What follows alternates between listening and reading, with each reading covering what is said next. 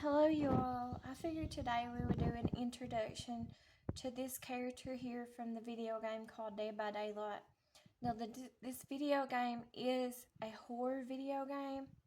So the killer on the killer's side, there are scary characters, usually from horror movies or from the license from the game. And I haven't played this game in a while, and I usually don't play the killer side, I play the survivor side. But today we're going over this character here on the killer side. His name is called the Dark Lord. He's prestige to a level 4. This is what he looks like on the killer chart. He's supposed to be a version of Dracula, and this is what he looks like. And that's the person's Steam account and gaming account that I play on, and also my daughters play on. Let's go ahead and look at his bio about him. He is called the Dark Lord, the inconsolable grief metamorphosed, I can't say some of these words, I'm sorry, into madness after the death of Dracula's beloved. He sought out the fabled Crimson Stone, a way to cheat death, but death trapped his soul inside the stone, granting him eternal life as a vampire.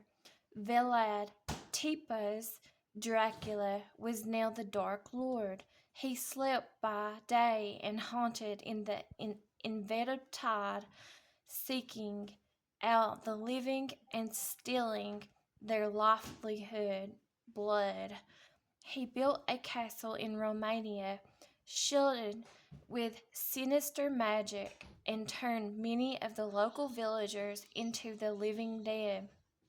Dracula's castle became a symbol of terror and despair. His power seemed inassailable, and many perished trying to defeat him as he sowed endless chaos, suffering, and death. In 1476, Trevor Belmont, let me scroll this up so I can see to read it.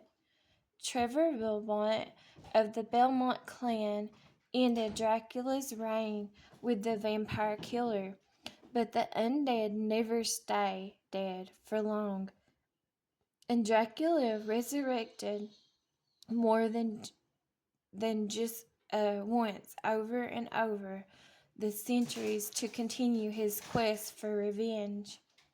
Last resurrected in 1999, Dracula raised an army of the undead. It took another descendant of the Belmont clan to defeat him, Julius Belmont, in the savage clash known as the Battle of 1999. Julius Belmont took the fight to Dracula's castle and battled the Dark Lord with the same enchanted whip his distant ancestors wielded. Most believe Dracula suffered a true death, a final death, but Dracula didn't die that night. As the vampire killer tore the flesh from his bones, a strange fog rolled across the ancient stone floor. Dracula felt the icy fingers of something or someone beckoning him. The fog engulfed him and transported him to a place where he could continue his dark vengeance against humanity. This is what he looks like again. Now let's go into his perks.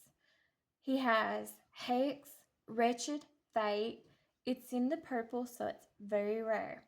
You see your victim from afar and resolve to prolong their suffering. After one generator has been repaired, a random dual totem becomes a hex totem and curses the obsession. The obsession suffers a 33% repair speed penalty. They also see the hex totem's aurora when within 12 meters. This effect persists until the hex totem is cleansed. The killer can only be obsessed with one survivor at a time. So mortal tool, your effort will be Fortnite Dracula. His next one is called Human Creed. It's in the purple, so it's very rare. One can always rely on the avarice of the living and use it to one's advantage. You see the auroras of unopened chests and survivors' auroras are revealed for 5 seconds. When they enter a 8-meter range, you also gain the ability to kick chests to close them. This ability has a 10-second cooldown. Come running, one and all, and see what fortune awaits you. Dracula. His last perk is called Dominance. It's in the purple, so it's very rare. The power you wield over the land strikes terror in the hearts of all who cross your path. The first time each totem and each chest is interacted with by a survivor, that totem or chest is blocked by the entity for 16 seconds. The auroras of blocked totems, chests, and revealed to you in the white. Tragic. It is not. How powerless you must feel, Dracula. And that's what he looks like again. Let's look at his customizations.